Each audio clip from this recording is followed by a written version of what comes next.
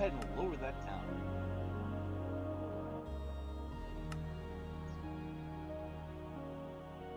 Wow, it's coming in really nice.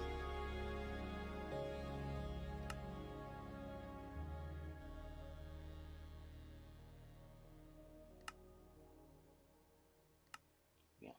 All right. Let's go with that. Bump it up.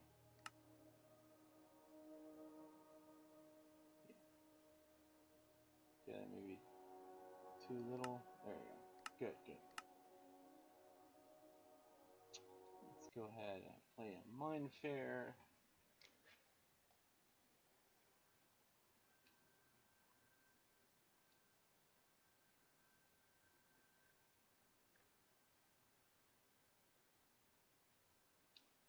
This will be funny. Oh. Oh.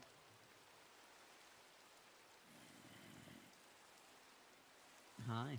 Hello. I find it funny how you always join the call before us. Um. Well, you know, it's 6 o'clock. You're more prepared than we are.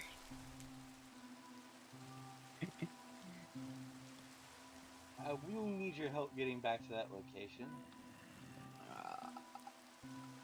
So, I got kicked for flying. And, yeah. Actor.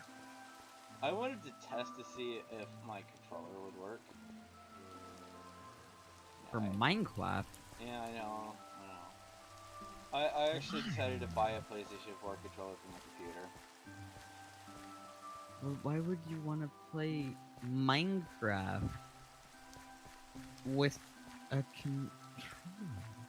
I mean, see, my keyboard when I bought it was like it was a little expensive, and it has fallen, and it's super heavy, and the E key hangs, as you probably noticed. And yeah. So you should really get a new keyboard. Yeah. I'll be honest with you. I've been playing a lot of Marvel Avengers, and the keyboard is like a very large, like it physically gets in the way of fun.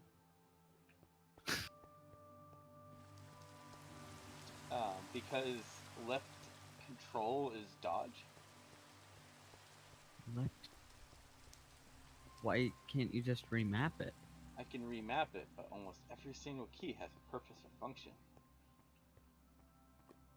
To the point that the only key I could think to put it on was G. And apparently, it's really hard for me to push the G button consistently with, like, 0.01 second reaction time. Yeah, because G is 2 keys away from D. Yeah, but I find I just press F for some reason. He's like, I'm about to be hit, attack, because, like, you have to perfectly time the dodge. And there are some of the characters that have the game good? I've been having a lot of fun. As you can see from my your screenshots that you sent me. Yes. Oh, Robot is definitely not worthy. No. I actually upgraded that ability so I can pin multiple enemies with the hammer. And it definitely got a good laugh out of me. Like, I'm really enjoying that. It's like, you are not worthy. Yeah, like essentially, the game gave me like a basic throw command that every time I throw that hammer, they pin. And I'm like, this is actually kind of fun. You are not worthy. You are not worth. Yeah, that's basically. When I play as Thor, you just find a robot that is worthy. Just grabs the hammer and attacks you with it. Just like that's not how it is in the movie. Hey. I mean, as far as I know, the only people who are worthy was Thor, Captain America, and Jane Foster. Wasn't Vision? Or is that who? Oh yeah, you're right. Yeah, because Vision was worthy at one point. Yeah. and then So okay, he fair enough. died. Also good. Yeah. But don't forget Jane Foster. You know who Jane Foster is? I think so. Um, so kind of a funny thing. Um, that was the girl from the original Thor movie that was in the first two, Mm. and apparently, like in the comics, she becomes Thor for some reason. Hmm. But yeah, so I said she was Dorothy as well.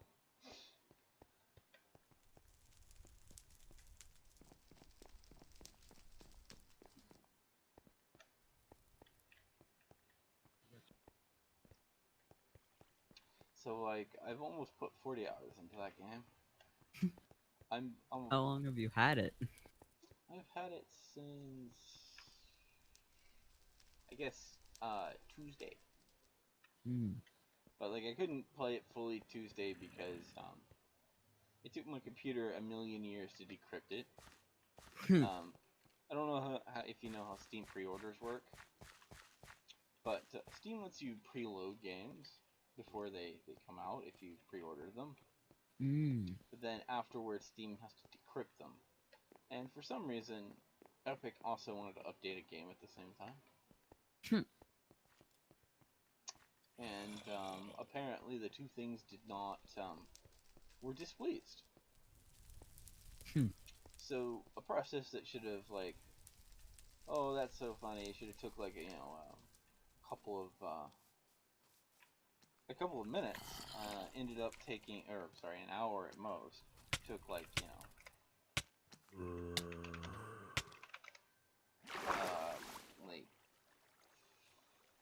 like 7 or so hours, making Chris very sad.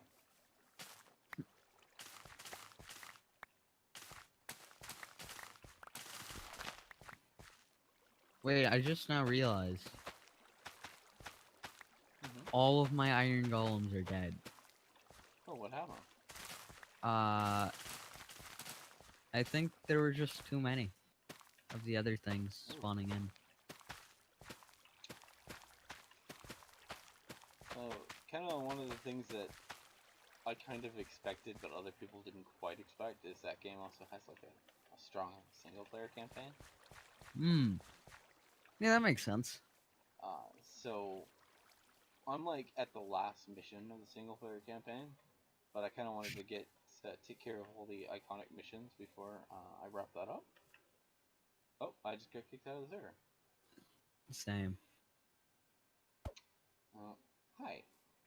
Hi, this is Oh wait, there's a portal to go back to survival. This will totally work. Yes, yes. Um, we need to tell 29th this portal's broken. Yeah. So what 29 doesn't know is like I'm totally streaming this right now. Oh, you are. Yeah.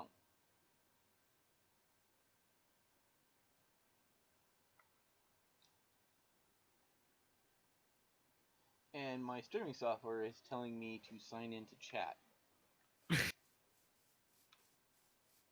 So I'm not gonna be like reading in my own chat from here because ugh. Thank you, YouTube. Let me bug 29th and tell him that the server's down.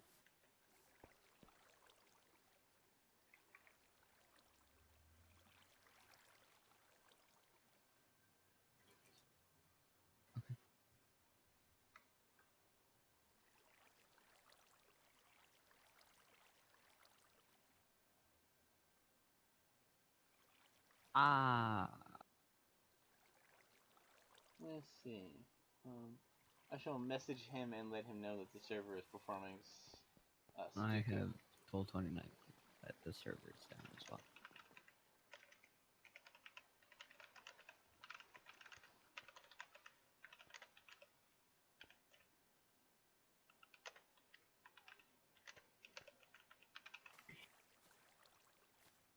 Uh, ah, ah. I'm just gonna tell him that this server has committed Japanese math puzzles. Yeah.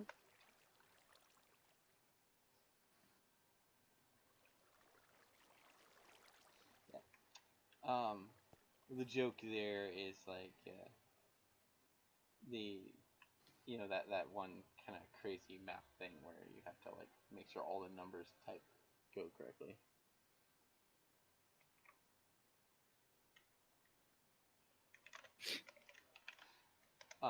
Versus the act of like restoring your honor are are very much similar words. So that's me playing with a pun, but yeah.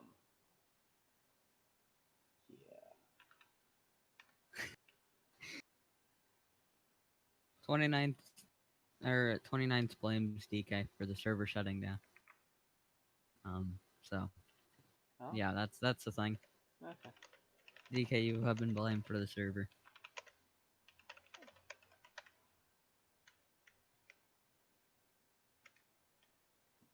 Let's see if the back to the survival portal works again. That didn't work. Ironic. Server. Alright.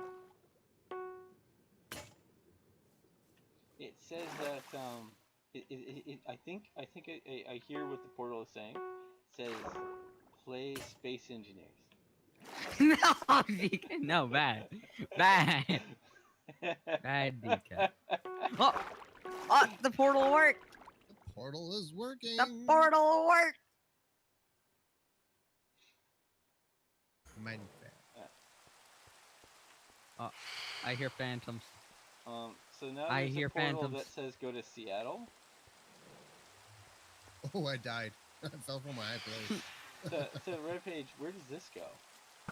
Seattle. Really?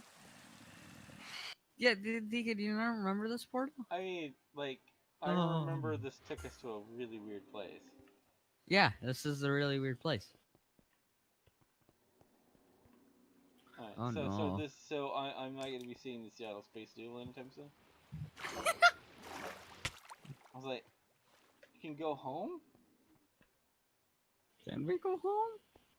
Yes. Oh, the joke I was making was, I was born in Spokane, Washington, which is right next to Seattle. So I'm like, I can go home.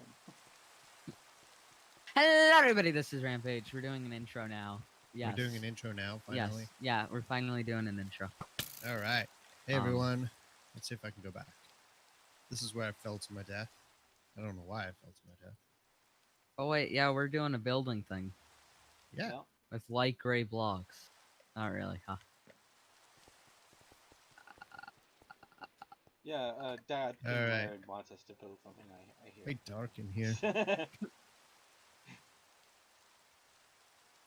Oh, wow. You know what? It comes in differently now. All the wheat that I've been, like, harvesting before the server shut down is gone. I can't... Quick accept. Ah, there it is. It's still not the same color. Yeah, it's just Oh, maybe it is the same color. All right. Everything's fine. How you doing, DK? Oh, doing really great. I've been having a lot of fun with Marvel Adventures. Oh, playing Marvel Adventures. Yeah, he's been sending me screenshots that robots aren't worthy. Yeah, so I've been playing that game.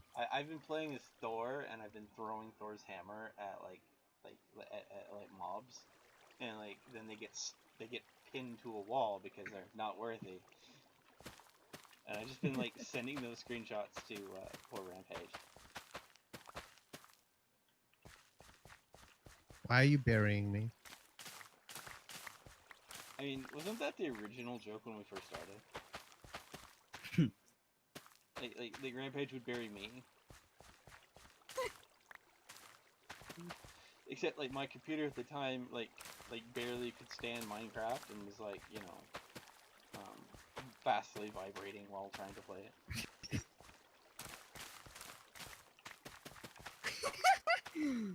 Mr. B is confused. Did you use the confuser? Yes. Excellent. All right. So everyone, it's back to our building. Mm-hmm. We're building the end in the nether. Right? Yes. DK, you coming to join us? Yeah, I'm gonna have to get a TPA from y'all because You I can got TP kicked to from us. I got kicked from the server for flying. You can TP to us. Yep, that's what I was getting. Yeah, go for it. Yeah. I'm not saying I you. will do that after I make some bread because apparently I ate all the food and now I'm hungry. Uh-huh. There's no food in the nether. There No, is, actually. at least none that I know of. Because So you can easily kill prepared. piglins. Oh, can you cook the piglins now? Wait, no, not piglins. Hoglins. Oh yeah. So Those ones. if you light them on fire and then kill them, do they already come in cooked?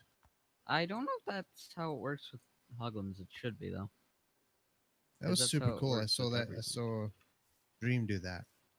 Yeah, that's just a thing.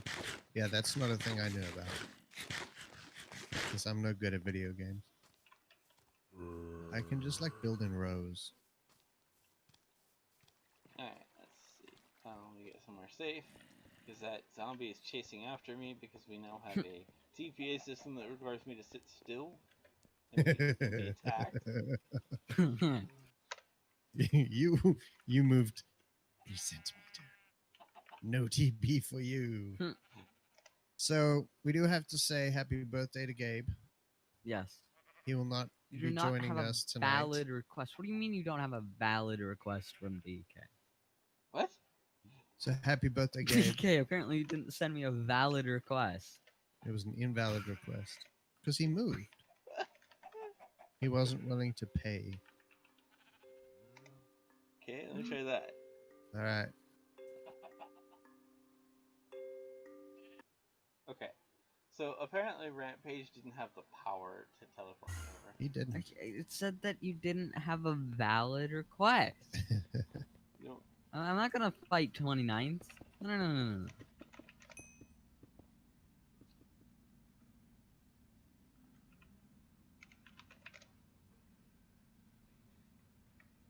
So Rampage, I think you need to remind everyone what we're doing here by showing them what we did in the end. For those people who might be new to the stream series that we're doing here. Do we have any homes? I thought you set one over there. But if you don't, you set can just one- jump in the portal and run over there. We have a portal at the hotel.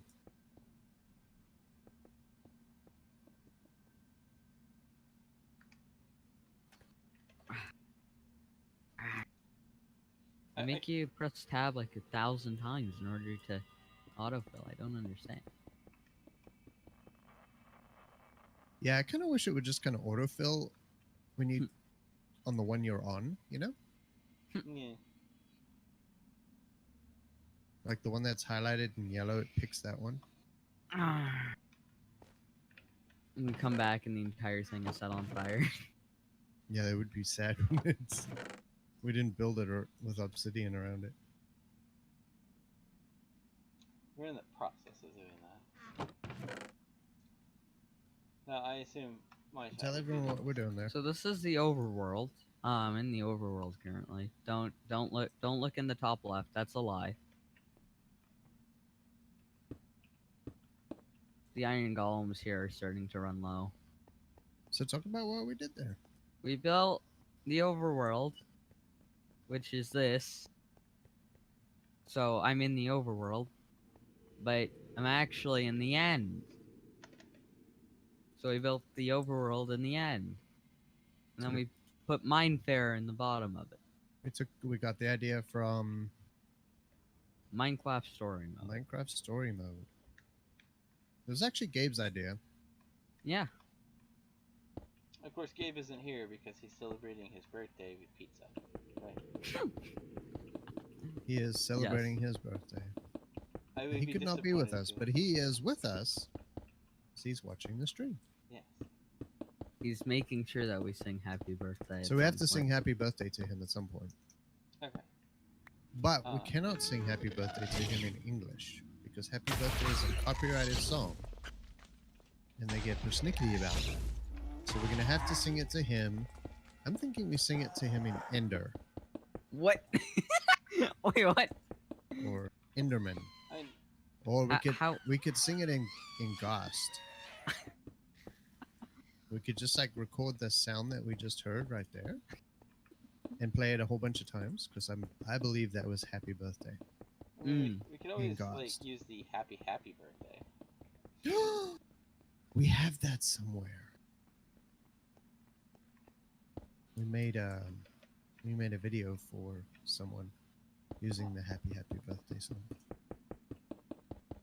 But I think that was like 2 computers ago. That's on some archive drive somewhere. In a mysterious location. In a shield bunker underneath Mr. Beast's old house. Yeah. Yeah, I think that might not be findable at this point.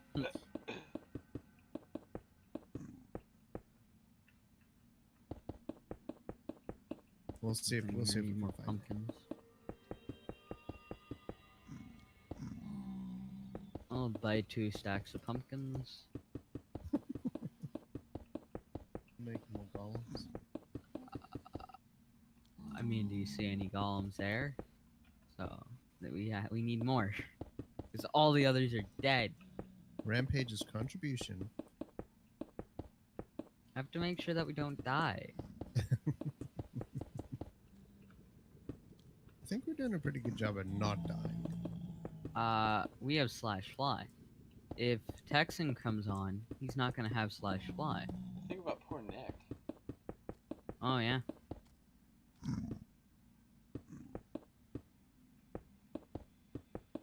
He survived last week. He did all right. After a few. He did die a few times. Yeah, but I think he died because he kept falling. Because he walked off the end. Which would not have happened if he had fallen. Well, yeah, but he didn't die because like something was attacking him. No proof. Actually, me and Nick played Starbound today.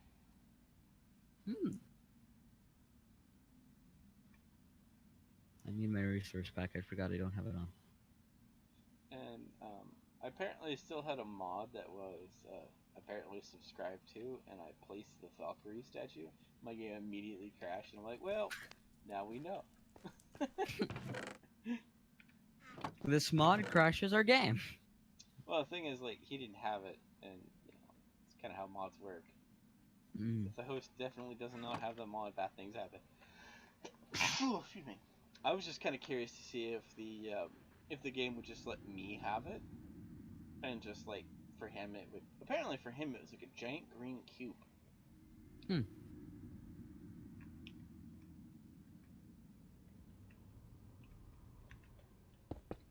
This is what it sounds like to place blocks of irony. Of irony. Yeah, it's a block of irony. Love it.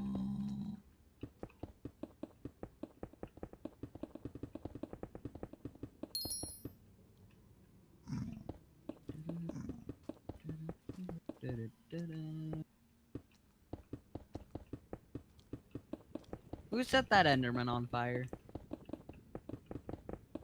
You might want a 1-block hole, Mr. V. I think we need to make a door somewhere. Yeah. Nah. Yeah. The thing is, I can't break obsidian. All right, show me. I think where's our chest? Oh, That way. yeah, they're down there. They're down there? Give me 1 second, I'm gonna find them exactly. Oof, I don't think they're over here. Yeah, they're on the other side. We got forests all around us.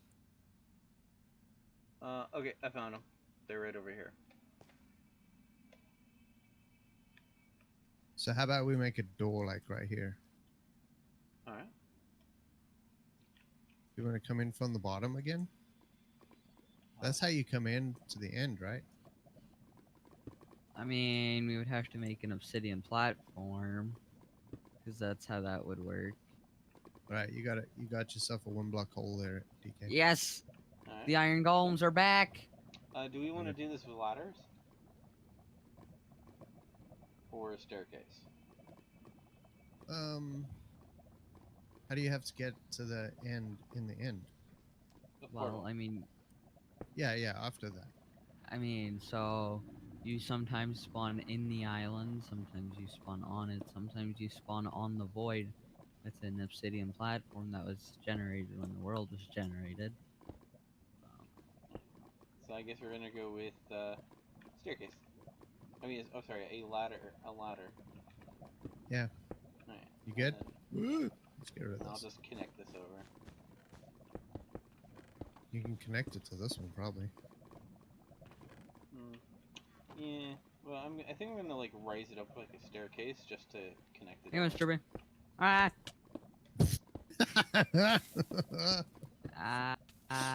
Did not go as planned. Okay, wait. Oh, hilarious! All I see is you fall in the water. Oh, the Yes, lava. that's water. Yes, it's lava. Hey, Mr. B. So What? Hi. You're on fire today. Yes. You're and building that's when a skills on copyright song fire. like apparently starts playing. Mr. B. What? Oh, sorry, Your ball. wrong way. What? I hit the roof. The roof. The roof is on fire. What do we need? Hi. I'm on fire. Where's the cauldron? Do I have a cauldron? I do have a cauldron. Oh, Rampage! It seems like you've spontaneously combusted again. Yeah. That happens sometimes. All right, I think your job, Rampage, is to build like the end stuff. Hi. Because that's going to be a whole lot more interesting than. So you got to build the end island, and so you got to build like the thing in the middle, where the dragon flies around. And then I have to build the pillars. And then we got to build the pillars. And then we'll see if we can spawn the dragon. I mean, we could with 29th, but that would go very wrong very fast. Yeah, but it'd be hilarious because he could then dial it back, right? Yeah, but Like before, it after just the reminded server me of when 29th reverted stuff by my Iron Golem farm, and the entire server just lagged. It was great. It's like over 1,000 entities just appear suddenly.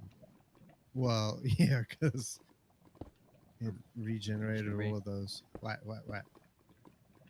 I can't actually do anything right now. What do you want? You need endstone? Alright, this one's yours. I'm gonna give you a whole bunch of end stone brick. And then a whole bunch of end stone.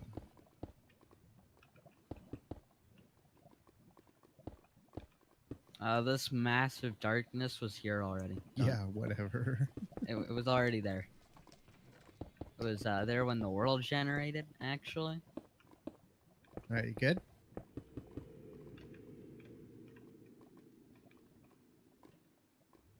I'm gonna have to put iron golems on the top part as well. You just... I don't think you actually need them. I think you just decide... No. They're very necessary. Okay. And now I need to get back in. So I guess I gotta go through. what do you think so Do you far? guys like going nuts with this here See this staircase? Enderman? He wants to bully me. So I have all my iron golems You know what? We should bully him instead. It's great. probably pull all those chests inside, huh? That would have made life but, easier. you know, I guess they're already here though. And this cauldron. I'm destroying part of Nick's build. Nick, don't sue me. I have to move this because this isn't going to be the center. Are you requiring Nick to build a bunch of water pipes now? Yeah, his toxic waste removal system. I think he got a little distracted last week.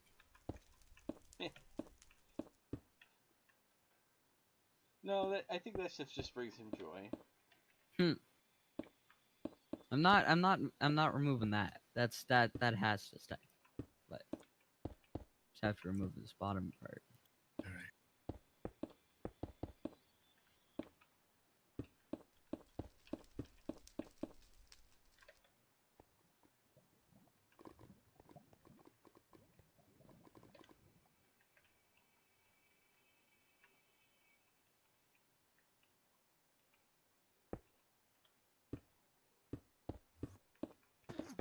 All right, there's a bunch more in this chest over here. All right, and now we're gonna go back. So I think we got. Wait, we don't. Just Dun, dun, dun. me. I'm not a hacker. You're a hacker. Yeah. Mm-hmm.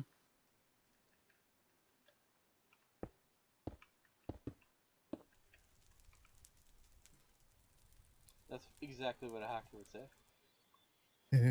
But I'm not a hacker, so. By the way, I did read a hilarious article that uses statistics in a bad way. Hmm. So they went and polled 1,000 gamers on different consoles, and they rated them based on like how angry they got, how mad, blah blah blah. And it was found of this small sample group of 1,000 people that Xbox people were the most angriest, but the Most angriest? the meanest people were Minecraft players, and the most angry people are people who play Animal Crossing. Now, Rampage, you could do the math and see the problem with those poll results. They only polled 1,000 people. Yeah. And they're making pretty wide claims with that little bit of information. Well, and you can't even play Animal Crossing on the Xbox, right? Yep. Yep. I think their determination was that Xbox was the most toxic. I feel like PC would be the most toxic, personally. But I do like the whole, like, you know, the meanest and rudest people were the ones who played Minecraft. And I'm like, you got that from a sample size of 1,000? I mean, I think you've got a lot of people who'll be playing like Fortnite and Call of Duty on their console rather than on the PC. And those are the kinds of games where you might get a little more toxic. Things like, what's that other one? Not Valorant, but the other one. I'm pretty sure if you take a couple of multiplayer PvP style games, you will find toxic people. Yeah. Because unfortunately, some people do take that stuff a little too seriously. Yeah. Especially when you start getting into the team games where you randomly assign team members. Oh man, this roof is almost done. It does. The obsidian does give it a purple hue, though, doesn't it? Mm-hmm. Pretty interesting. The entrance is now complete. I even have ladders there for normies. For normies. Yeah. Ladders are slow. We're gonna have to build a nether portal close to the entrance. Why? So people can get there to our end. Hmm. Because unlike the overworld in the end, you know, there's only one place to go in on the end.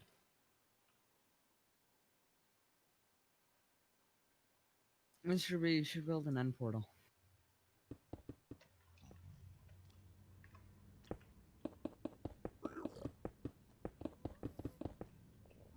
Sorry? Build an end portal in the nether? Yes. Can you even do that? Yes. give me 12 Eyes of Ender and 12 end portal frames. You're getting distracted. You're supposed to be building. I know, but I have to like go half a mile to get blocked. I put you a whole bunch Oh. down there. Right in there. Ah, I told you they were down there. but you didn't tell me where. You're so funny. You told me they were here, I did. I told you they were but right. where? Where is here? They're there, obviously. Just for the purpose of sanity, I am temporarily putting some lights by the ladder. What? I think what you need to do is put end rods. Yep. I will. Do you have some? I do not. I can get something. No, I think I have some I'm in my just temporarily inventory. putting torches there until we find a better solution. And I'm gonna work on building all the black concrete. Yeah, there's a lot of that we got to do. Because I feel like if I don't do it, it will take longer. I feel like this should be higher up, but yeah, that should be higher up. Then it's fine. At least the gas can't hurt us anymore. Yes. Unless one spawns in here. Bad. That is a really disturbing sound. It is. It's not fun.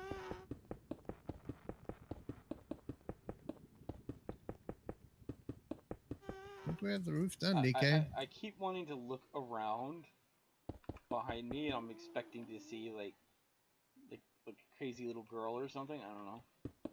What? No. Why? From those gas sounds. Oh. I expect to turn around and there'd be like a creepy little girl behind me or something.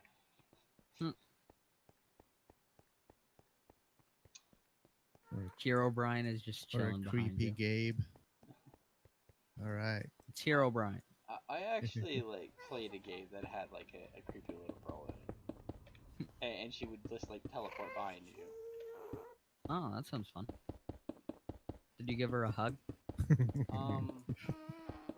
You know what?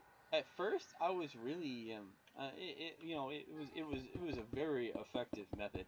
But then I think I got like completely demonetized towards being afraid of her, to where I'm like here, have a hug, and then of course she teleported.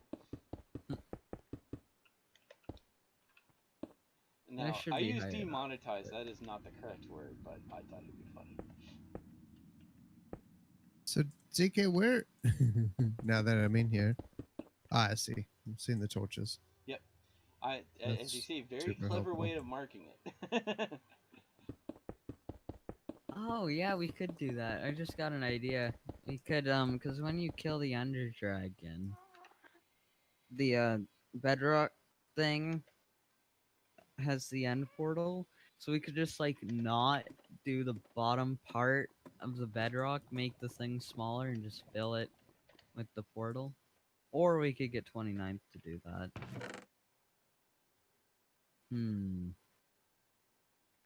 I feel like we could get 29th to spawn some end portals in. I feel like the joke I told 29th Doctor, he may not have understood. Which joke was it? About the server committing Japanese math puzzles. He was committing Sudoku? Yeah, but I was making a joke the server committed that. You like it? Yeah, I like it. It's perfect. It's perfect. You might want to replace the torch I have in that tunnel. I blame Nick for how short this is. But it's fine. It's a shame that we don't need to place any more obsidian.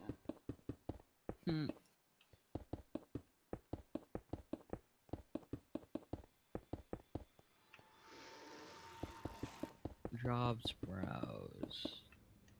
I need to see.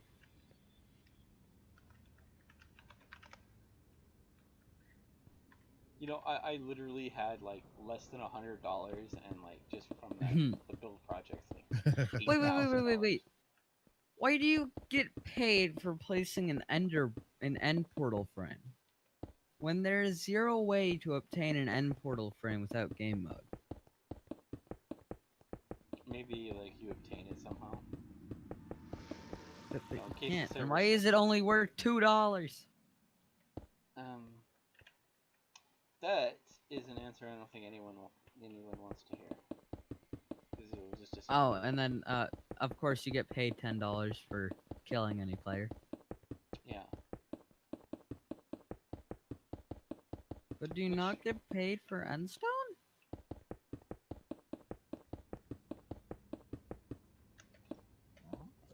Mr. B, how dare you break my things? I'm like, what is this thing doing here? Yeah. That was there when we first joined the world. Did It you was? not That's see amazing. it? You All right. didn't see it that whole time? There's androids everywhere now. Hmm. We're drawing attention to the end. Yep. This is how you get to the end, folks. Yep. Confirmed by I've scientists. got to figure out how to make a nether portal that lies on the ground. You can't. I mean, we could just yell at 29th, place end portal frames, and then get 29th to fill it in. But These androids do a good job of lighting stuff up. I'm just gonna randomly put some down. Wow, that's huge. me doesn't see darkness. Yeah, I know. What is darkness? I don't know how bad my stream is doing with this darkness. My stream's doing fine, because I don't see darkness. Darkness doesn't exist. But hey, I'm looking at my little stream preview thing, and the purple mist is kind of amazing. Yeah, it is, isn't it? Yep. But we're gonna get rid of that. No, I'm pretty sure that's just from the nether. The purple mist? Oh, yeah, yeah. No, well, the purple is gonna be because of the Well, that is from this obsidian. This here, what I'm looking at, is the nether. Yeah. That's just the nether. That's based off of the biome you're in, and because we're in the nether. Oh, this is crazy. So on one side it was purple, and on this side it's red. Yeah. Yeah, so the purple is the obsidian and the red is the nether. The red is a little extra creepier. Yeah. If you go here, it's this color. And if you go over here, it should be a different color. Well, your color's all messed up. Yeah, Because you're... but still, that's you don't not have... based off of lighting. Yeah, the purple hue's definitely because of the obsidian. What is this? What is this? I'm building... I'm just gonna put some light in. Mm. So I'm just going... I was gonna make some floating lights. Mm.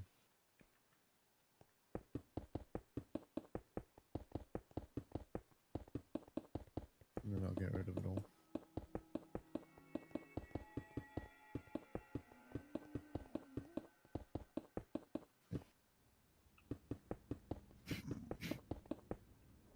I click too fast. Because I can totally click 20 CPS. That's a thing I can do. I believe it. And yeah, just look at the chat. And by chat I mean my stream. I'm smart.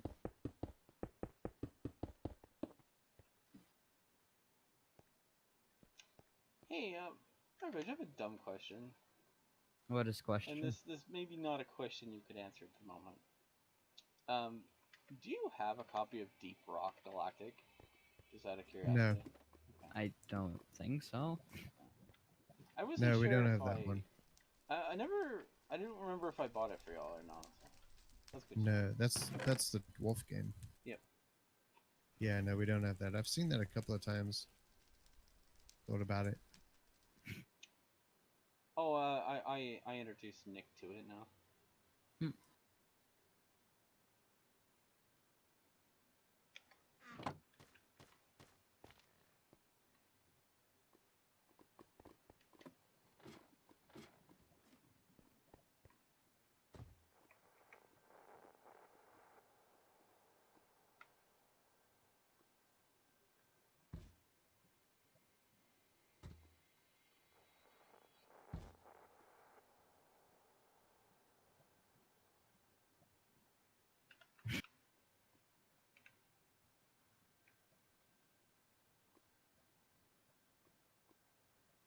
Mr. B, we need to just one day just stream Pokemon Showdown. Good idea. Just random battles. I choose you. All right, let's go make this ceiling black.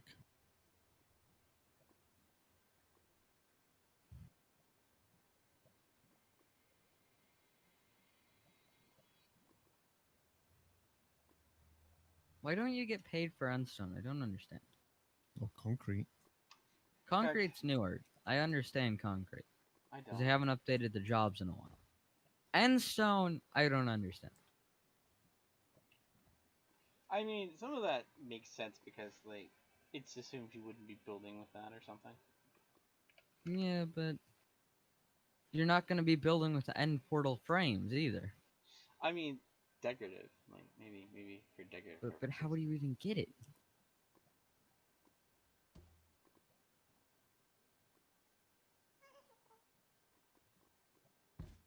Where'd you find him? Why are you here? Why were you here? You are not invited to this party, sir.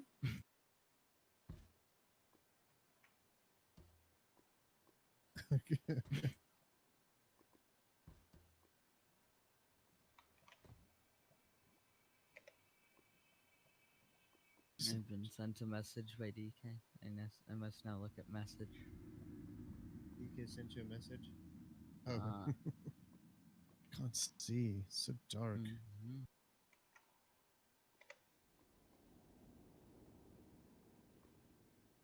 It's meant to be dark. It's the void. I know. You're like, it's so dark. I'm like, because it's meant to be dark. Still could have light to build, though. Not if you have bad line.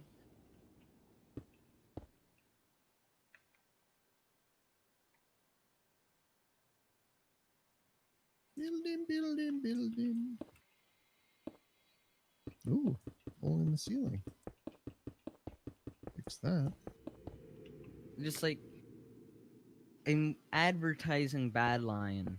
Because whenever I open my inventory, bad line is in the bottom right corner.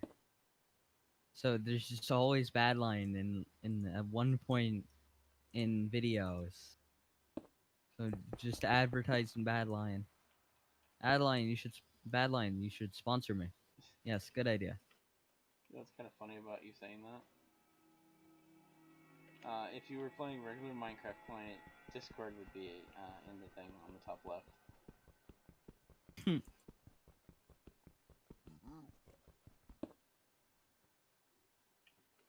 Then Discord would sponsor me. Yeah.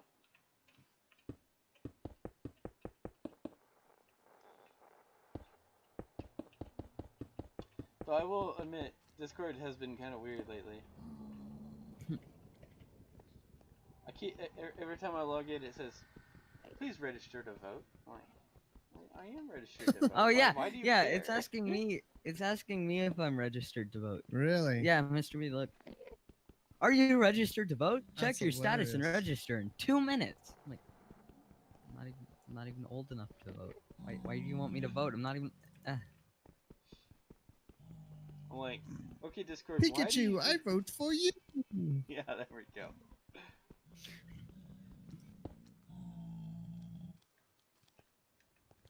I just thought that was kind of hilarious. And I'm like, why are you interested in me voting Discord. Hmm. Like, what's your angle? Well, no, I mean it's important. Just like Discord only lets you vote for one person Yeah. if you register. Yeah, Just that like, won't. you that won't work. registered. You have to vote for this person now. Haha. Trolled. It Troll-la-la-la-la-la. automatically fills out your like voter, your voter thing.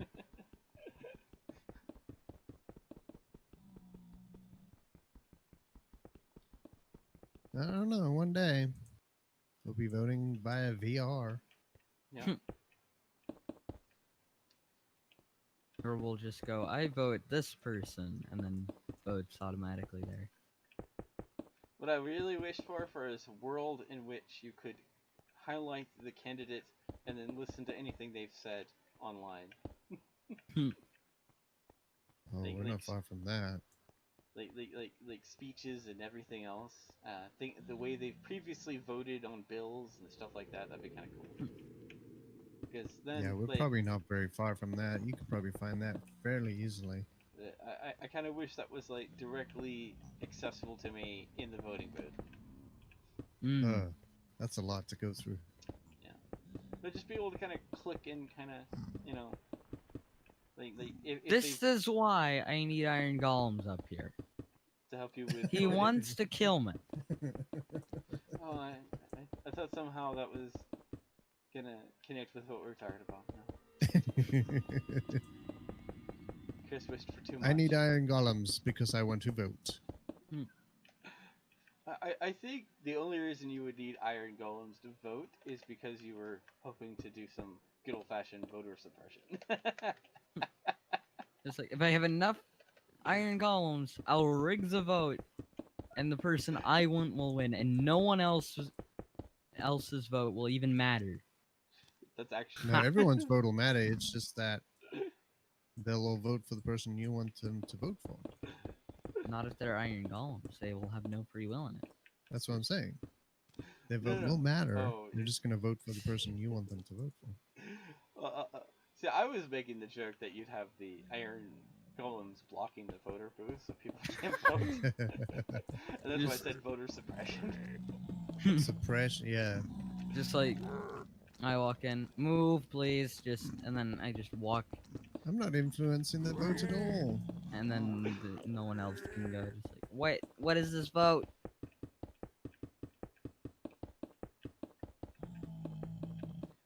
Of course, we all know the vote will just like say Uncle Billy or something like that.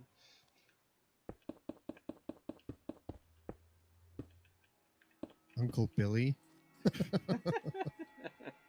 You're a write-in vote. Yeah. I want Pikachu. I vote for you. I don't know what would happen if a fictional character ever won.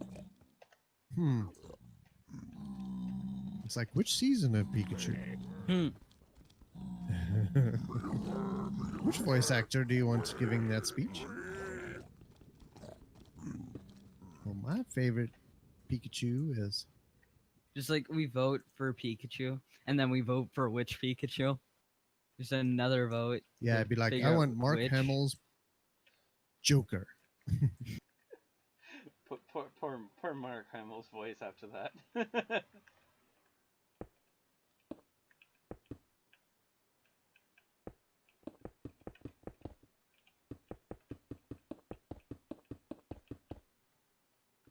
Think about how much money I would have made if I got money from this. This would have been great.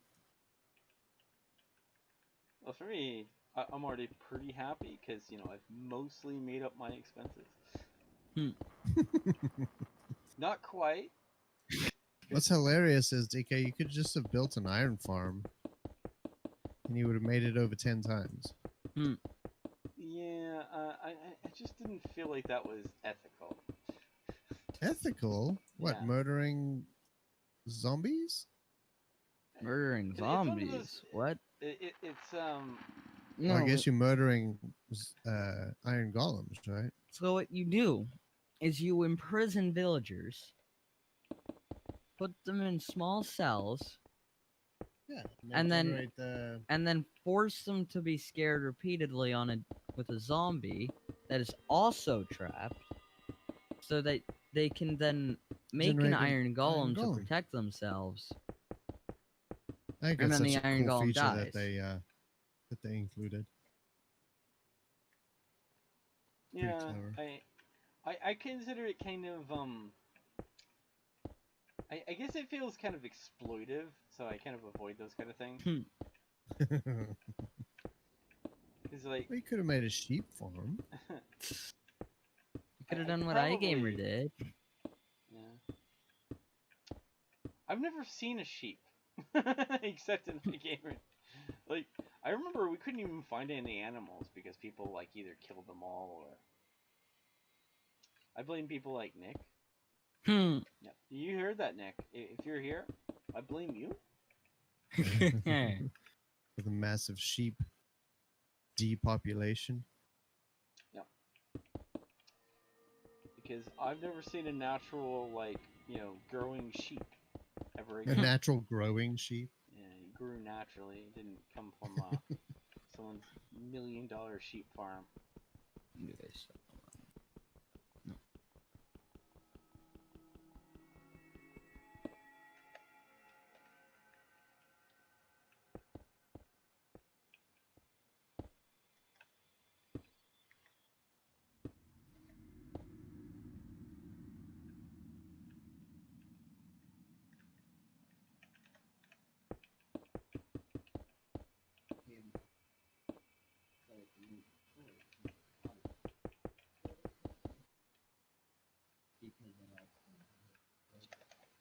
Rampage, do you remember how short we were on cattle on the Crusader craft?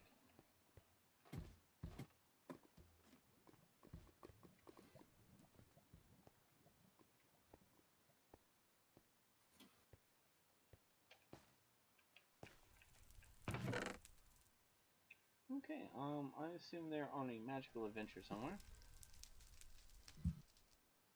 Rampage broke the computer. Oh no, what did he do? Did he push all the buttons again?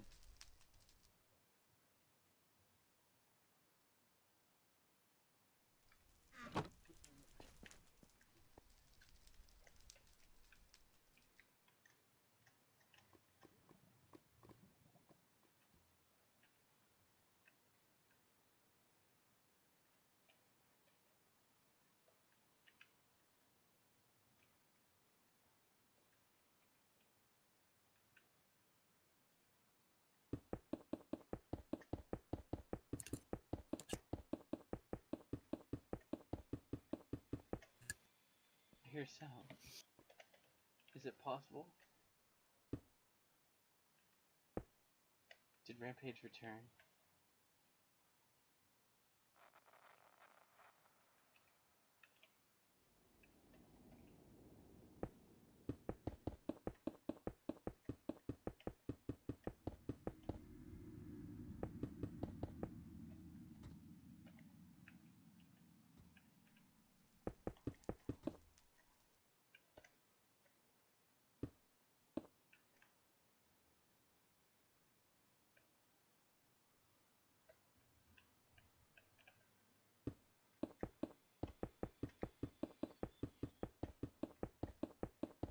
Hey. Hey, welcome back. Hi. What's it like to be returning back to the land of the living? The land of audio. We were always living. I don't know. I can't prove it now.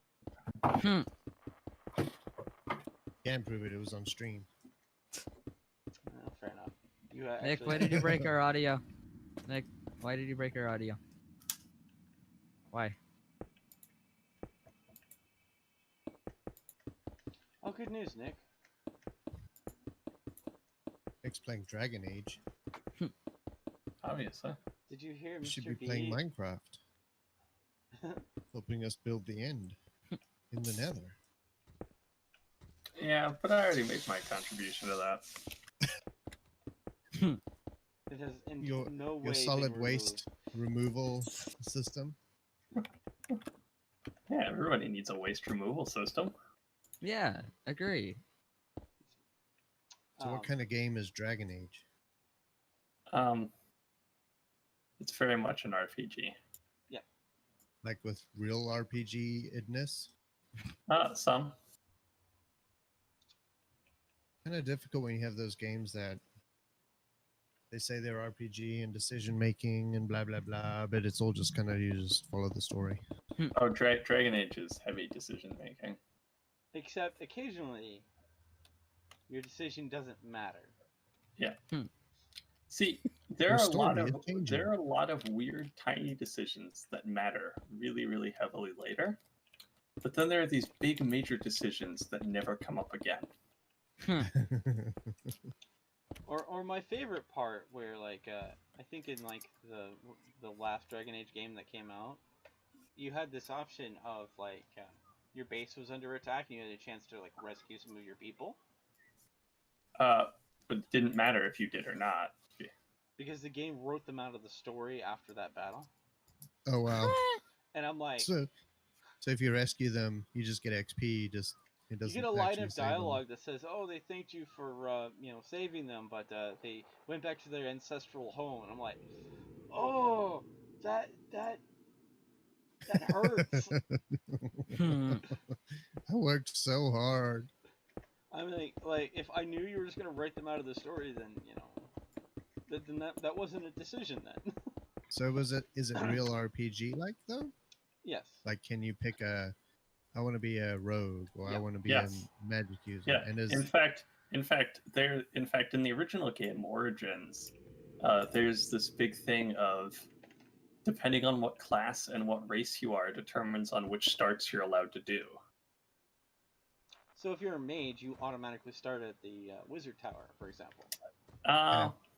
I think technically, if you're an elf, you can also still start as a Dalish.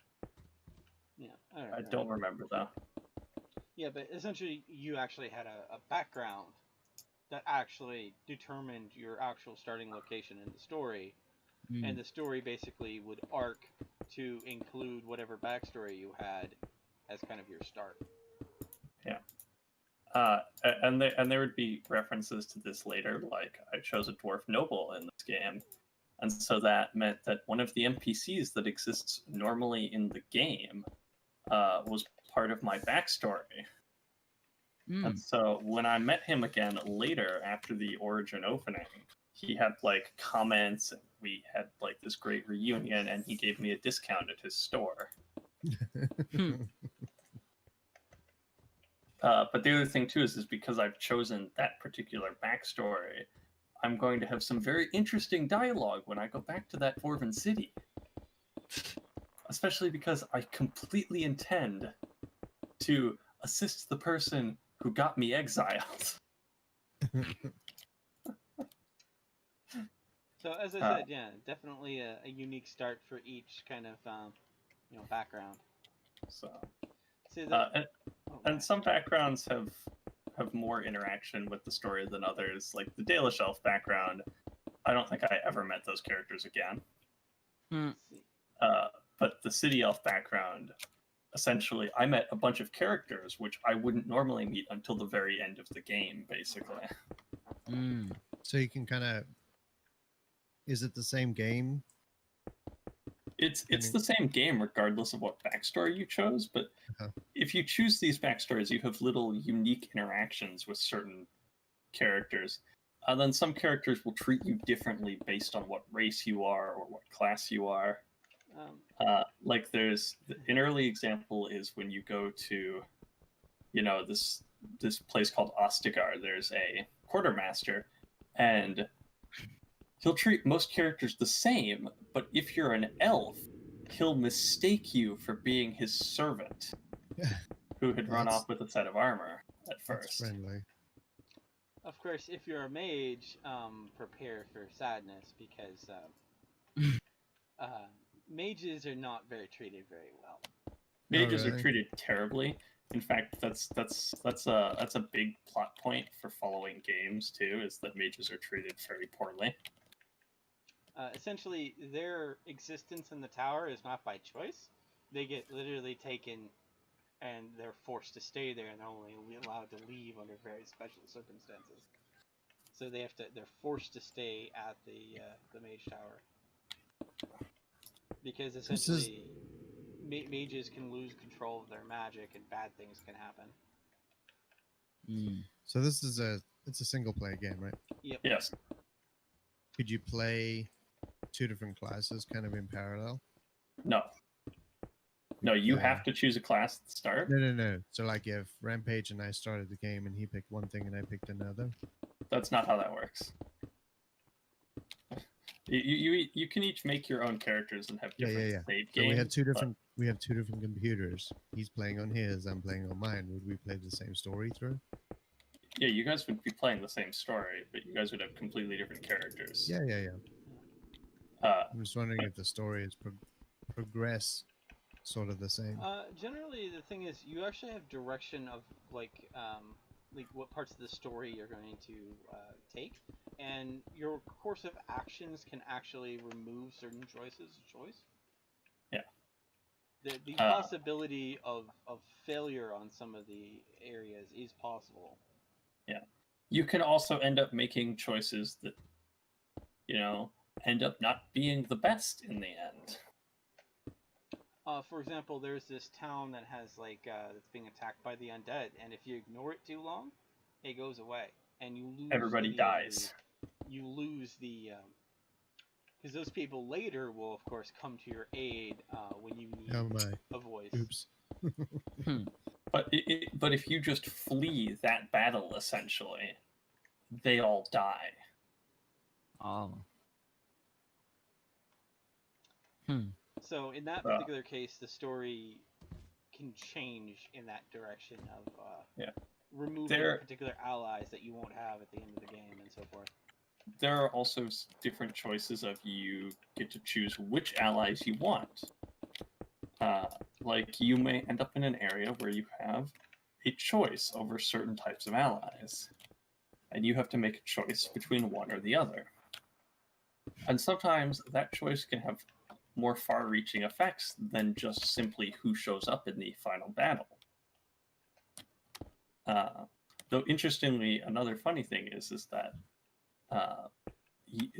everybody is at the end of the game, you are in this massive final battle, and all these people you have helped, like all these major factions that you have helped and gotten your allies, you get to call them into battle with you. Nice. Because the background story is that super bad guys are showing up, and you have a bunch of documents that say all these people need to help you, but all these people have all their own problems. Yeah. And so you have to go out of your way to help all these people first. You have to help them solve their problems so that they can help you. And sometimes you end up choosing not to solve their problems in favor of getting someone else to help you. I'll help this person with their problems. You can deal with your own.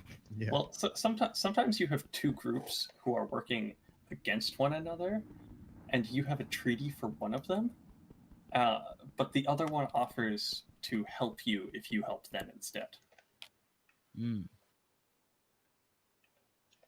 Decisions. Though one of the more interesting decisions is one of your initial characters that you get at the beginning, one of the NPCs you get. Later on, you have a decision to take on another character that betrayed you, and you force him to basically help you. And if you do that option, then that character that started with you at the beginning of the game leaves. Also, 90% of all the companions in this game are optional. So you are allowed not to get most of the companions in this game.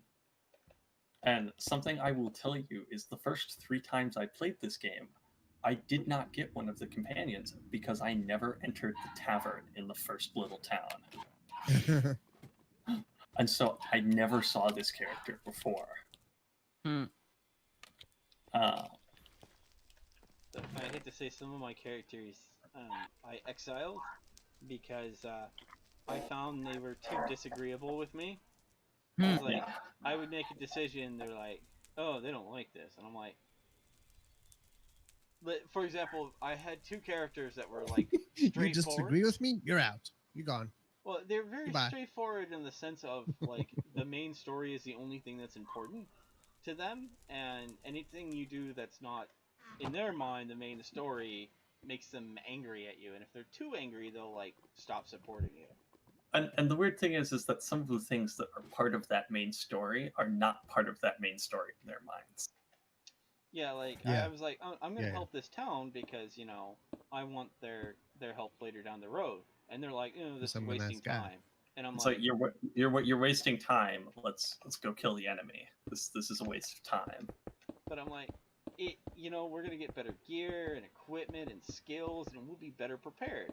Or it's like, you're going in the opposite direction of the enemy.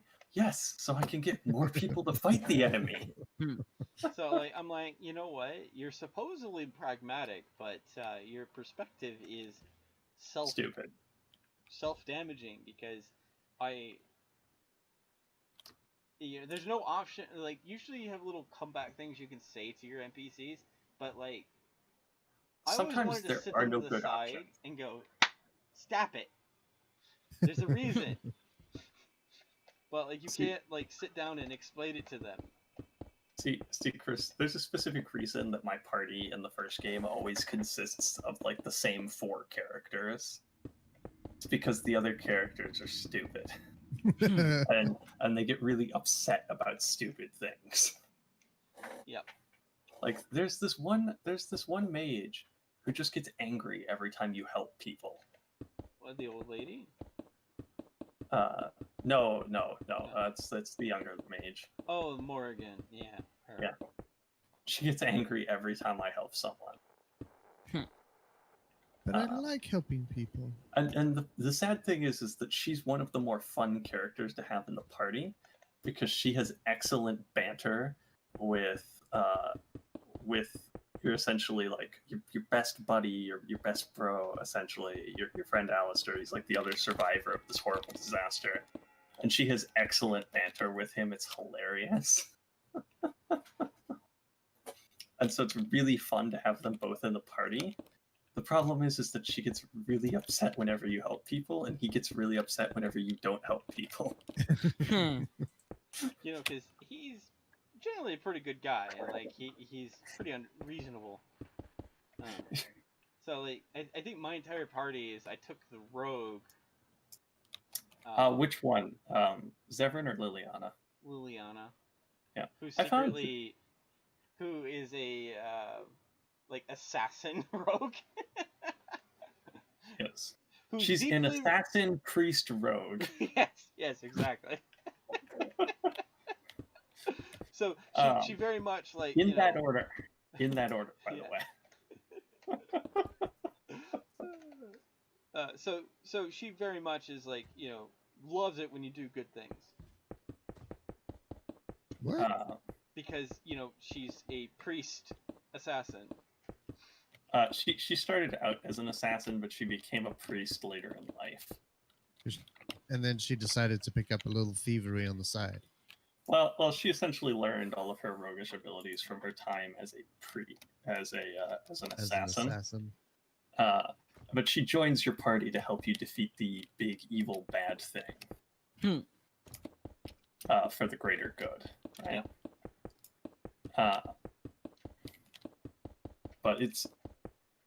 But then you have Zevran, who is literally just someone who tried to kill you. And you find his unconscious body, and you can decide what to do with his unconscious body.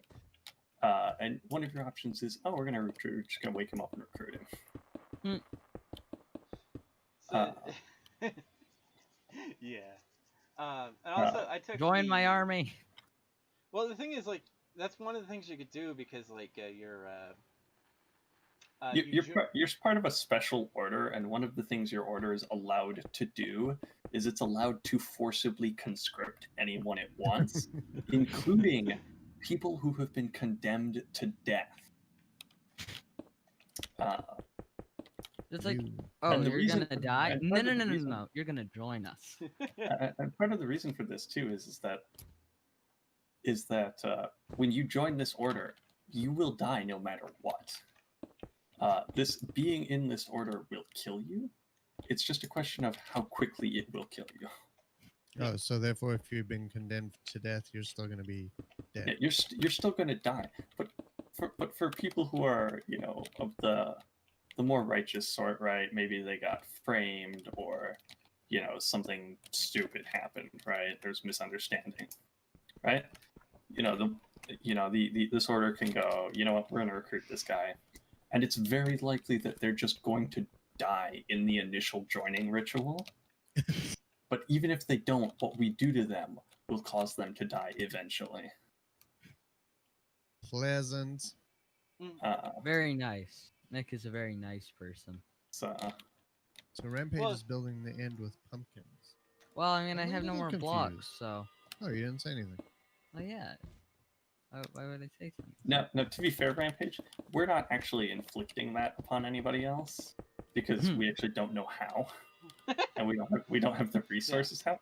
Like, But the only like, reason we're not doing this, but not because we're good people, we just don't know how. Yeah, because here's the thing. If we did know how, we would be doing this as much as possible because it's actually incredibly important that this is done. And if you ever happen to play this game, you'll find out why. But then, you know, this game is also very deep. Like I will sometimes just open my inventory and I will spend like 30 or 40 minutes going through all my companions and trying to make sure that they have the best possible gear on. Because if I don't, I will start dying as I go into higher level areas. Thankfully, that's something they fixed with Dragon Age 2. Like, you can't. Yeah, there just is no gear. You can only modify your own gear. You can't modify any of the NPC gear. And I'm like, well, I guess that solves a lot of problems. Yeah, I don't remember if they did that in the third game. I don't remember much about the third game and its inventory system. So how does that compare to something like Final Fantasy? As someone who has never played Final Fantasy, I don't know. I would consider Dragon Age kind of like a modern take of Dungeons and Dragons, with some really interesting rule changes. You can't be a mage, so that's pretty disappointing. No, you can be a mage. Yeah, mage is actually one of the most fun classes to play. The thing is you just have... There are just other problems with being a mage. You don't want the mage to be the face of the party because everyone hates mages. Now, that's not entirely true. You just don't want everybody to be aware that you're a mage necessarily. That's true. Because when you tell someone you're a mage and you're not in that specific tower, people get really concerned. A little nervous. Because that means that you're probably an illegal mage of sorts. And that means that you're probably practicing demon summoning.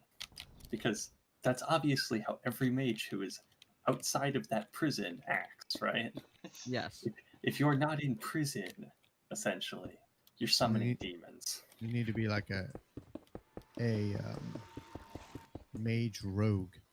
So, I'm not a mage. I'm a thief. Oh, you're okay then. Never mind. I'll ignore you. I really liked Dragon Age 1, like, playing as the mage, because there was actually a specialization class you could take later on called Arcane Warrior, which allowed you to use your magic stat in exchange for strength, for equipping items.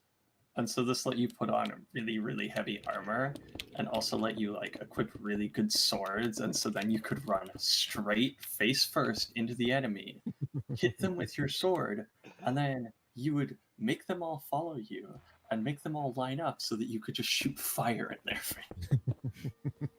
I'll be honest, my strategy for the longest time was go AoE spell, AoE spell, AoE spell. Like, I would go AoE fire, AoE lightning, AoE ice. I would just do all the AoE spells and then do the meteor strikes, and then once everything was dead, I would let those spells recharge, and then I'd do it again to the next group. Yeah. Now, admittedly, there are a lot of things I dislike about the original Dragon Age game. Like, I dislike that companions are stupid, and will not drink healing potions unless you specifically go and set up a command for them that makes them drink healing potions. Also, Save yourself. and this is something I hate about this, is that this game is actually different on PC than it is on. It's actually different on a PC than it is on a console.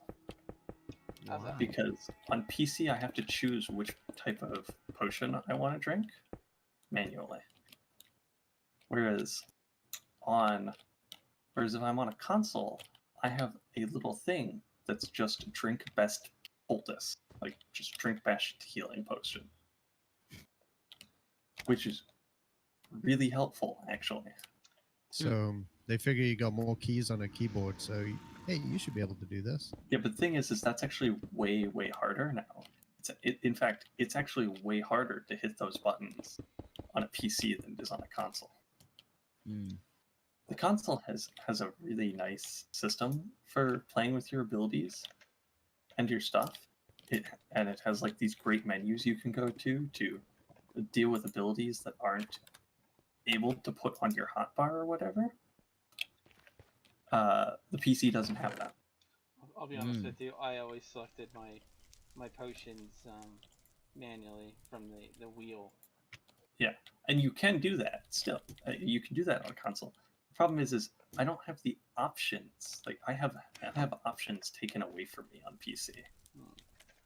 Like I theoretically have more space to put abilities right on my little hotbars, which is great. But if I ever go over that, I no longer have an easy use wheel to get to the other ones. I have to go manually into my talents, find it, and then put it onto my hotbar. Now, to explain the whole AI thing, the way the game worked is that you had the option to use if and then statements to basically kind of control how your AI parties like work. So you say like if health is less than say 10%, drink health potion. Okay. And admittedly, that's great. But here's the problem with that. All right. If you don't want to play with that system, it doesn't matter.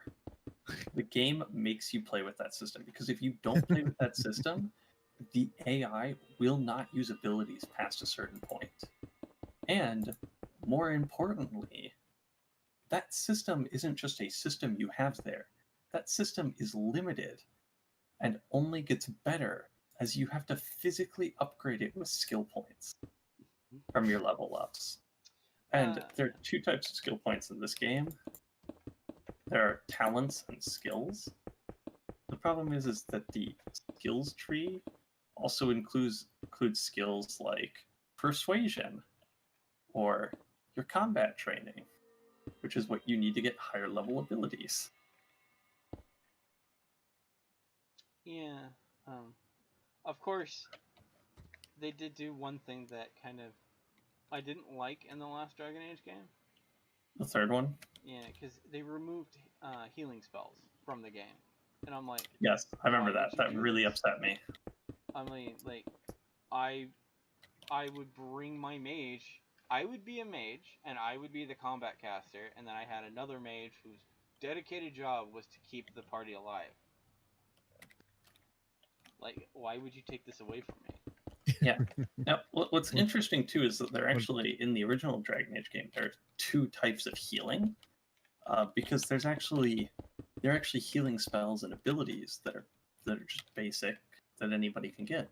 But there's also a special, unique, essentially subclass for like really really good healing. And so one of the first things don't heal. Still priests. Yeah. There are no priests? Yeah, there are no priests. That's not a thing. I thought you said that this lady was an assassin priest. That was more of a job than an actual thing. Yeah, think of that more as a background. That has nothing to do with her abilities. That's just a background. No clerics, huh? That's part of her story. Yeah, the only person like that is close to a cleric is the grandma mage, and yeah. Well, so she has essentially a subclass that gives her even better healing abilities. Mm-hmm. And so every time I play, I like to rush and get her because she's one of my main party members I like to use. Likes to And I keep just you alive. I use her as a dedicated healer. Yeah. But it's funny because like she's really old, so it's like grandma, grandma, heal me. And you can also go to her and get her to essentially teach you how to get that subclass for everybody else. Gotcha. And once you've had her teach you that, every further playthrough, even if you don't get her, every further playthrough you'll just have that unlocked, and so that you can have any mage become that subclass. Nice. Of course, what I like to do though was I also turned her into an arcane warrior for lols. So she was wearing super heavy armor because Yeah, because Keeps her you alive. can get 2 subclasses in this game. And the other wizard subclass disinterested me. It was like a subclass to transform into animals. Yeah, there's the subclass turn into animals, and then there was the blood mage one, which, as I recall, was not particularly useful at all. Yeah, and also it was kind of like evil magic, so it's like socially Chris, the other thing I think really undercut the shapeshifter ability is that you shapeshifted into a wolf, a spider, or a bear. But if you had a rogue in your party, you could have a rogue get the ranger subclass, and so then they could just summon an additional party member, which was a wolf, a spider, or a bear. And so instead of taking your combat mage and turning them into a wolf, a spider, or a bear, you could just have a 5th party member that was a wolf, a spider, or a bear. Yeah, my other problem with it is that, you turning into a spider and stabbing people, not particularly as effective as me hitting someone with multiple AoE spells. Yeah. Blowing them up with a fireball. Or hitting them with a walking bomb spell and then making it so that they blow up. Yeah, I tended to avoid the I didn't like that tree very much either. Admittedly, there are a lot of things I like better about the second game, and there are a lot of things I like better about the third game. The thing is that none of those games are quite as interesting story-wise, or have as fun a final battle as the first game. But there is one that I also liked really good, which was the expansion pack to that game. Yeah, and I haven't played Awakening yet. I haven't ever had that chance because I never had the DLC until now, which is why I'm now playing through the game for the 41st or 51st time. Wow. Yeah, I played through this game a lot. One of my favorite things to do is play through the final battle. And how long does that normally take? A playthrough? The game? Mm-hmm. Very long. Okay. Realize that I can spend a good 10 or 20 hours just doing random BS side quests that came off a quest board before I even start doing any of the main story missions. Wow. I'm not gonna mention how long I stayed in the swamp. Yeah, no, we're not gonna talk about that. Because I discovered there were secret treasures and stuff, and I'm like, I must find them all. There's this little starting swamp area where you have to do, essentially, you have to loot a couple corpses and run to the end of the area. But then there are all these random secrets that you can collect. And that takes forever, because that involves you running back and forth across the swamp over and over again. You see, that's where I would go. YouTube, all secrets in swamp, and then the name of the game. That's the thing. YouTube doesn't help you. YouTube can't help you with that, because you still have to run back and forth across the swamp dozens of times. Because this game doesn't go, oh, you know where it is? Well, guess what? Your character doesn't. Yeah. Because your character hasn't found it. So, too bad. Yep. So you have to actually acquire the information of where the secrets are first. Oh, also kind of a little silly, fun little side comment is Captain Janeway's in the game.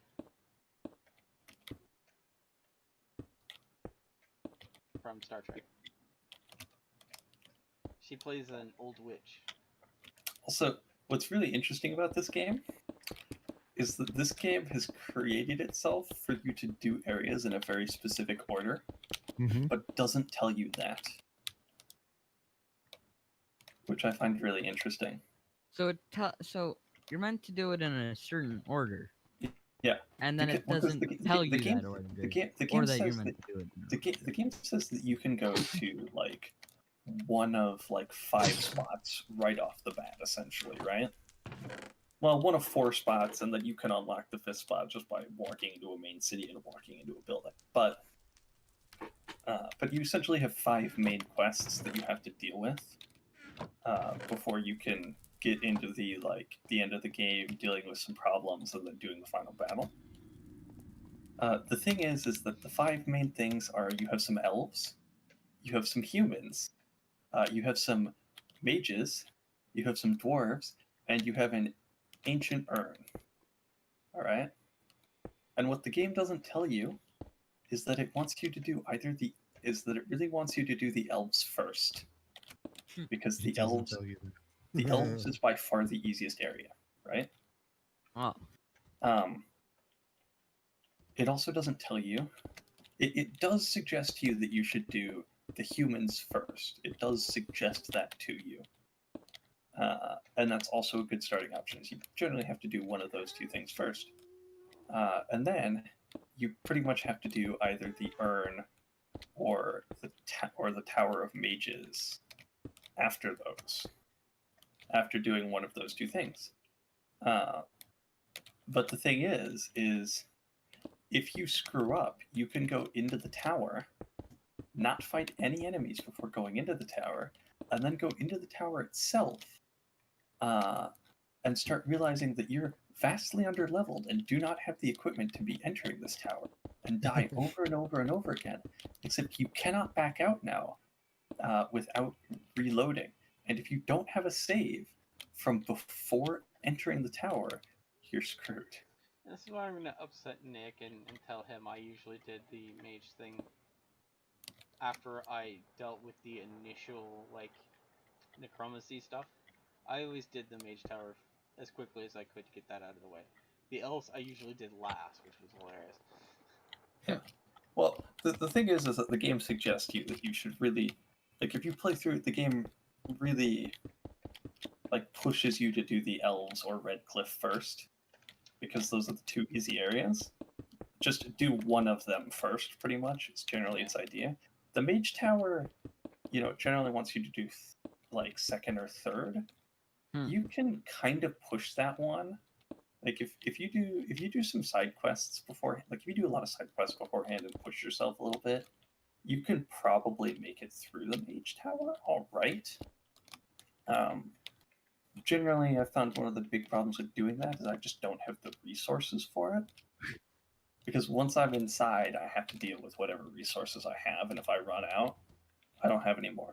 Yeah, because the tower is under, like, lockdown, and so, like, you have the option of going there, but then you really don't have a way to get back until that situation is resolved. Like, you have the option of going there, and then they inform you that you may go inside and try to solve the problem, but they will only let you out when the problem is dealt with. And if you don't deal with the problem, they won't let you back out.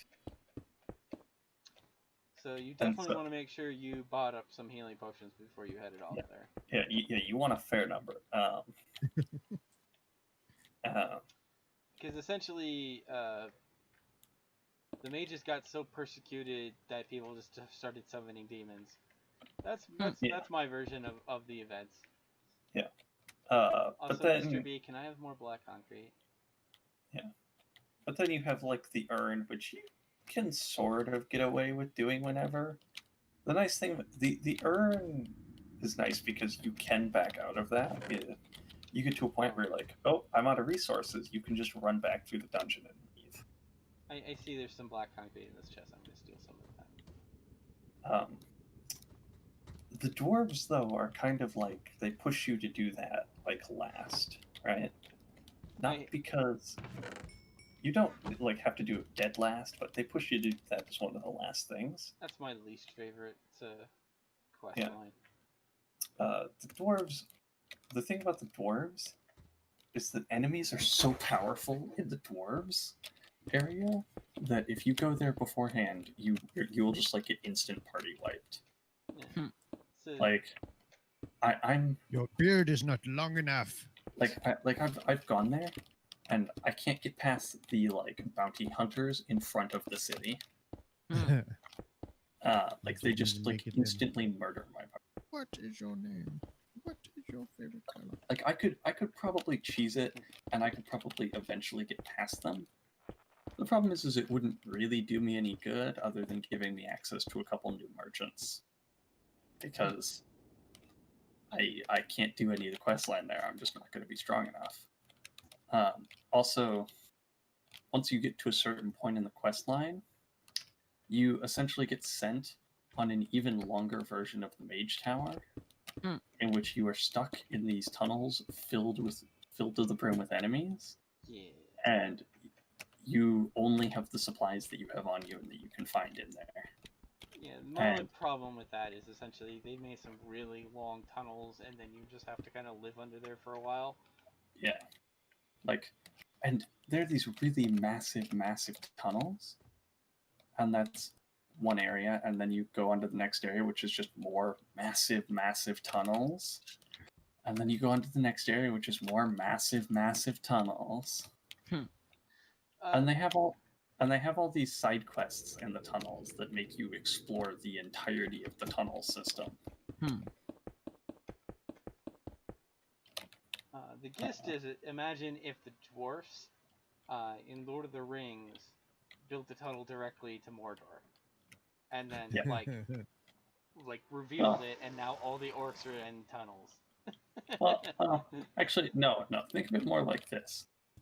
Think of it if Mordor didn't have any orcs in it, right? And so the dwarves set up cities in Mordor and cities everywhere else, so they built a bunch of underground tunnels connecting them. Yeah. And then suddenly there was a massive orcish invasion that took over Mordor and the dwarven cities there. And then the orcs just flooded the tunnel system.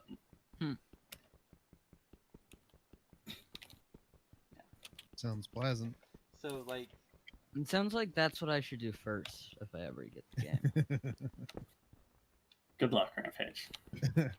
I'm on the easy difficulty, by the way, and I still died to those bounty hunters. I play on easy because I don't like the whole idea of my spells murdering all my party members. Yeah. The thing is that the difficulty in this game is scaled weird, because going up in difficulty just takes certain features away from you.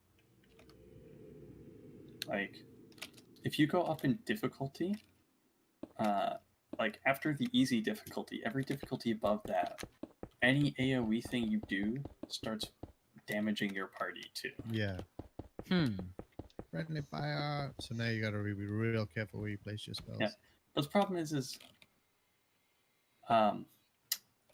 it's really hard to keep them away from that kind of stuff. Yeah.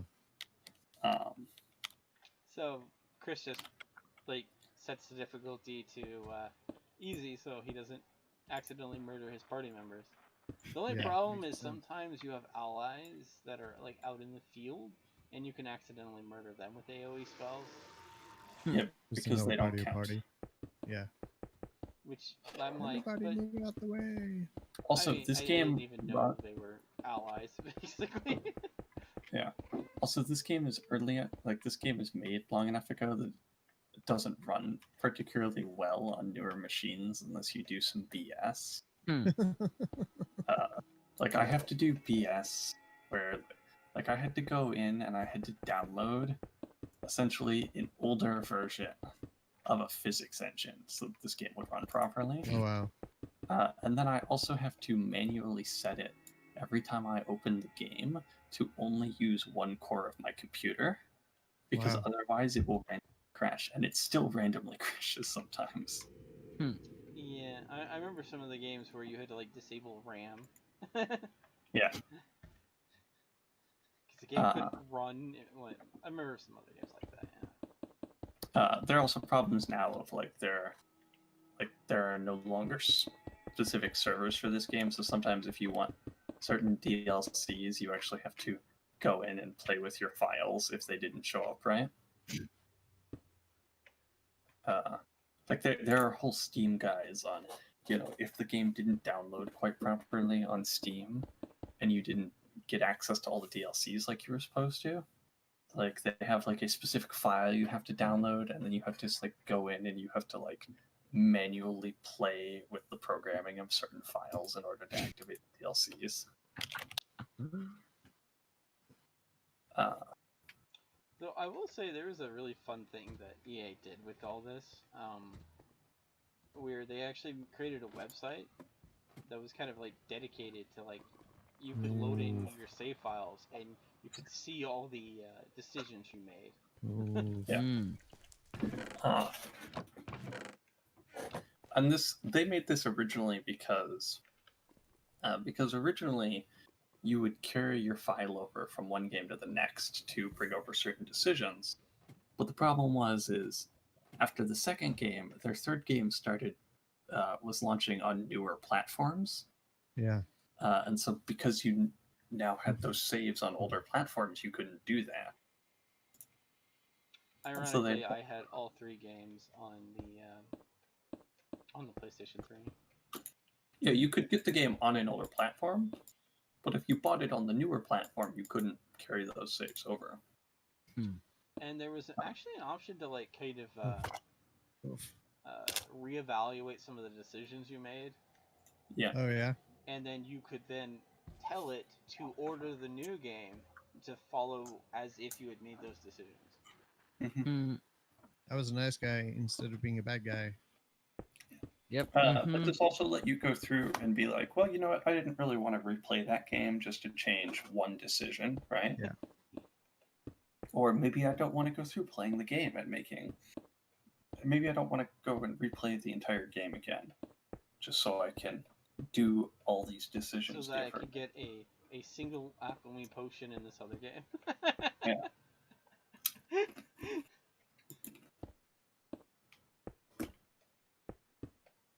And so you essentially just go to the game and go to the website and tell, you know what, I'm going to make an alternate version of the world in which I made these decisions. Yeah. And I'm going to tell the third game to use that set of decisions to base this next character off of. And I kind of like that.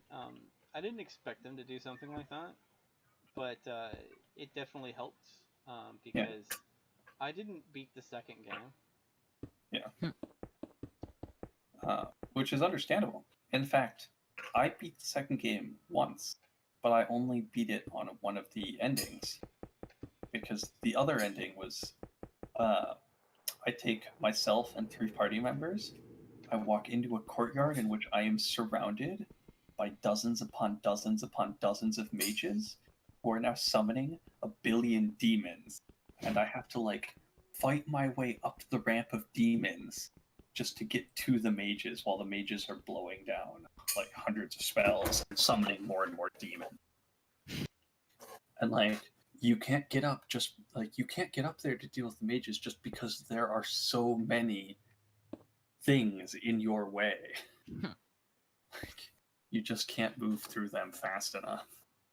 The other problem is Dragon Age 2 kind of used the methodology of they built it one only house. Had 3 maps. They built a house, and like they built a single mansion, and then they would adjust the layout by locking a door and unlocking another one for every single mansion in the game. And they did the same thing for cave systems.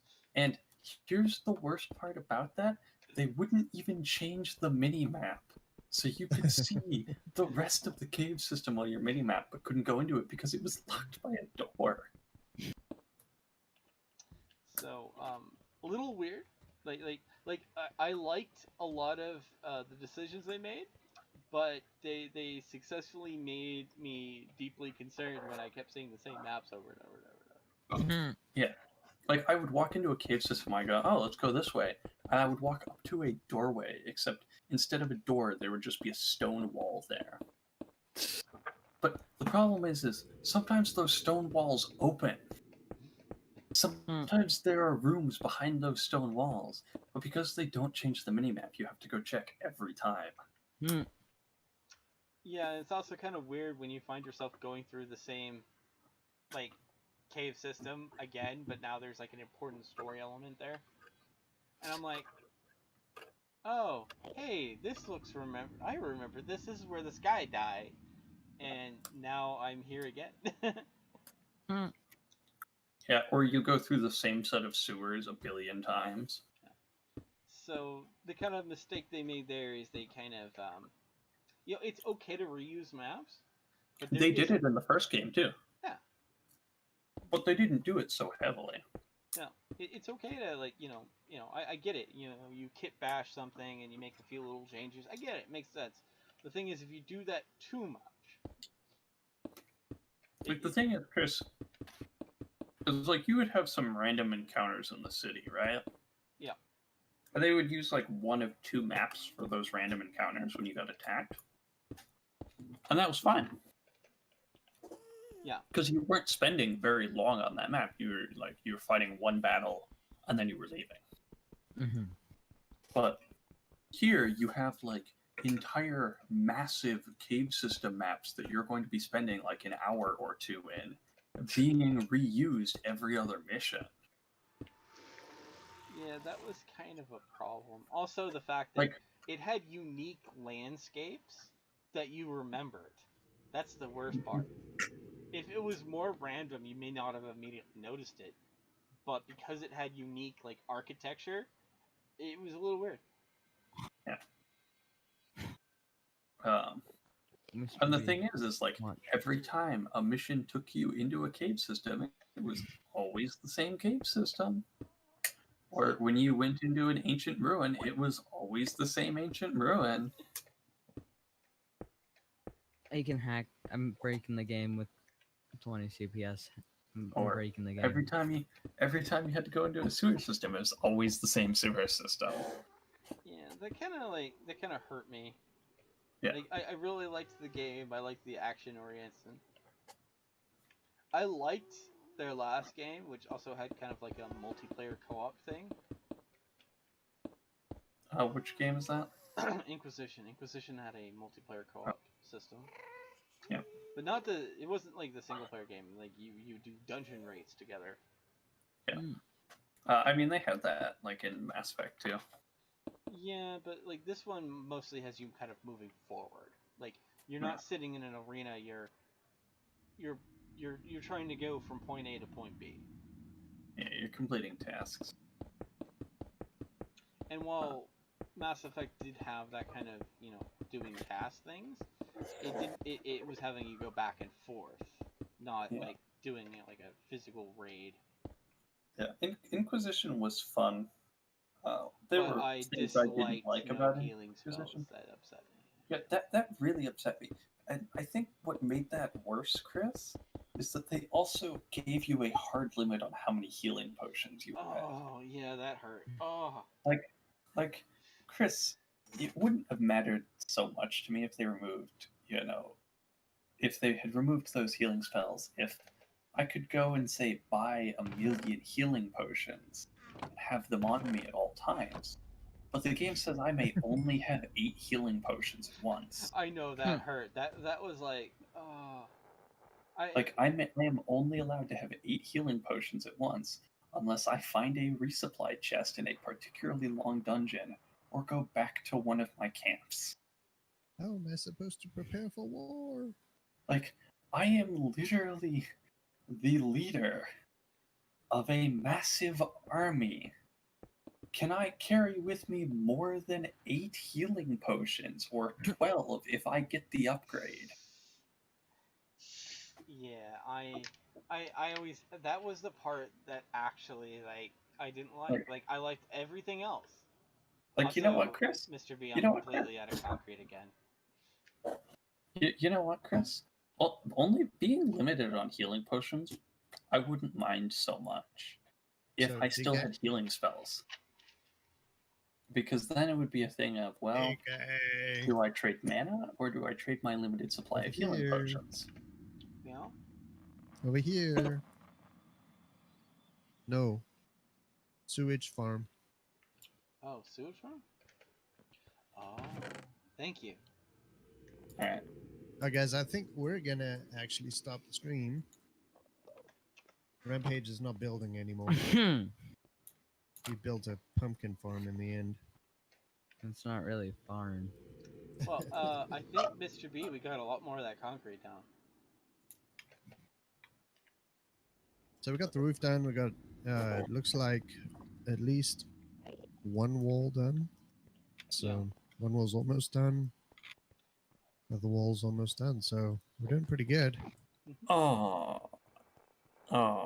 Now I just thought of something. And Yeah, it's that made me whole sad. wall's done. So we've got one full wall left Mhm.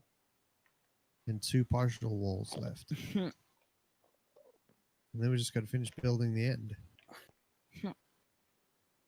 And I'm gonna Chris. turn fly off so I don't die. Chris, I just thought of what they should have done with Mass Effect Andromeda. They had a perfect excuse to make it co-op. Yeah, that would have actually been nice. They had two main characters, Chris. And here's the best part is they could have unlocked co-op in such a meaningful way too, because one of the two siblings is wounded. And so if you were to go through the process of getting them healed as like one of the early quests, and that's the end of the tutorial, and then now you have co-op, Yeah. that would have made so much sense. It would have actually. But I think Mr. B was about to end the stream. So thank you all for watching. Bye. We'll see you all next time. Lucas, like, subscribe. DK, what are your wise words of wisdom? My wise words of wisdom is that remember to love each other, guys. That's all I have to say. Well, everybody, hope you have enjoyed. If you have, please stop, like, subscribe, Bye, and everyone. we will see you all next time. Goodbye. Bye. Bye. Also, I'll end my stream so I'm not the awkward person.